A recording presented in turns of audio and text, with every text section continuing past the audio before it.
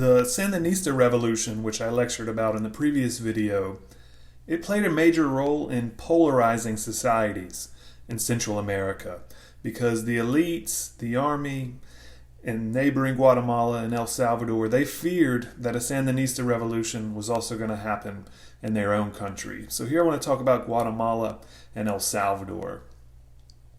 Guatemala.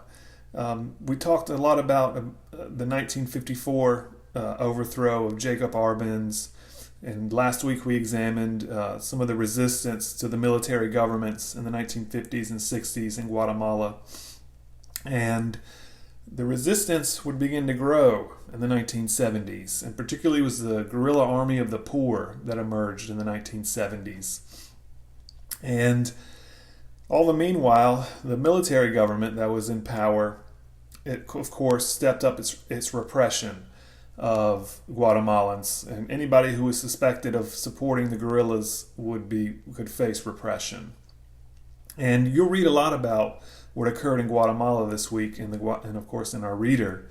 And so I'm not going to go into too much detail about it here, but basically a genocide of the Guatemalan Mayan people would be carried out from 1981 to 1983. And the military was going to carry out systematic attacks against the Mayan people, particularly in the highlands. That's why I put a map of the Guatemala here, of the terrain. It was in the highlands in the central part of the country where most of the Mayan people lived. And this repression, of course, displaced upwards of 1 million people. About 1 million people fled to Mexico just to survive. And in the genocide, about 200,000 Guatemalans, over 90% of them Mayan Indians, were killed. And you'll analyze in the online discussion exactly what a genocide is, because it's a term that I think sometimes gets thrown around a lot, but it's a very serious term, and so we want to be able to define it very clearly about what it means.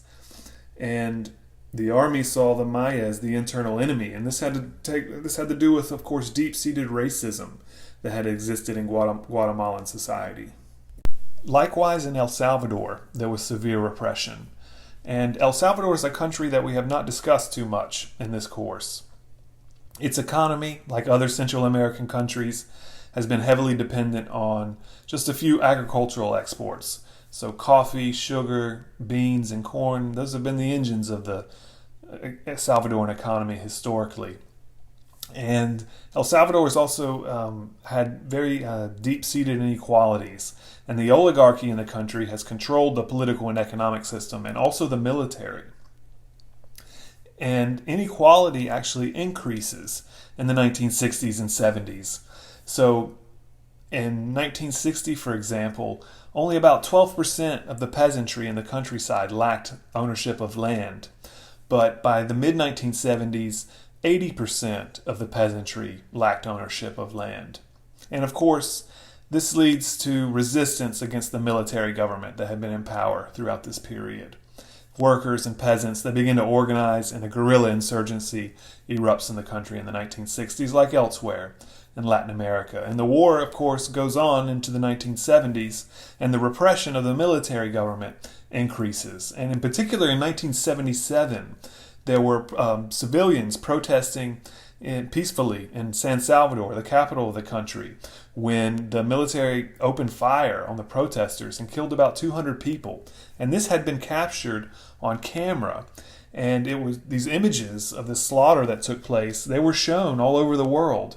And this, Americans were watching this and wondering, why is the United States supporting this murderous regime in El Salvador? And it was causing a lot of debate in the United States about this.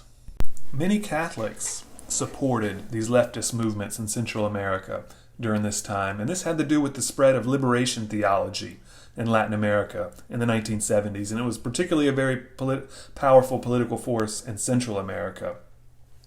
And liberation theology focused on uplifting the poor, and it focused on Jesus' teachings about uplifting the poor. And people who subscribed to liberation theology, they advocated for social change. And it influenced a lot of Catholics to speak out against these murderous governments in Central America during the 1980s. And one of the most famous Catholics during this period was Archbishop Oscar Romero. He was the Archbishop of El Salvador. And he had been very influenced by the massacre that had occurred in San Salvador in 1977, where 200 people were killed. And he started to speak out against the military government. And he also questioned the United States and its support of the government. And he argued that as long as the U.S. was sending arms and funds to the military regime in El Salvador, then the killing of innocent civilians would go on. And he even called on individual soldiers in the army to disobey their superior military officers. And of course, he started to get death threats over this. And in 1980, he was assassinated while he was given Mass. And it was never totally clear exactly who ordered the killing, but it would likely came from the hierarchy of the military. And of course, this was another thing that outraged many Americans who could not believe that the United States would continue its support of this. But again, Ronald Reagan becomes president, and he wanted to fight the war on communism at all cost. And the repression was severe. In a 12-month period in 1980, 1981, when the violence was at its peak in Guatemala and El Salvador, there were about 30,000 civilians who were killed. And of course, there was a guerrilla insurgency against the government. And the guerrilla insurgency, its acronym was the FMLN. And they had been quite powerful in the early 1980s and the late 1970s, but they were on the defensive throughout the 1980s, and there was a civil war that was going on, basically. And there was 12 years of fighting that dragged on, and the United States spent about $4 billion in support of the Salvadoran military government. And the Civil War during the 1980s, it killed about 75,000 people, and of course displaced close to 500,000 people as well. And eventually, in 1992, the two sides came to a negotiated peace settlement, and the FMLN was disarmed, and it turned into a political party, and the country would begin to pick up the pieces of its devastating war afterwards and transition to a democracy.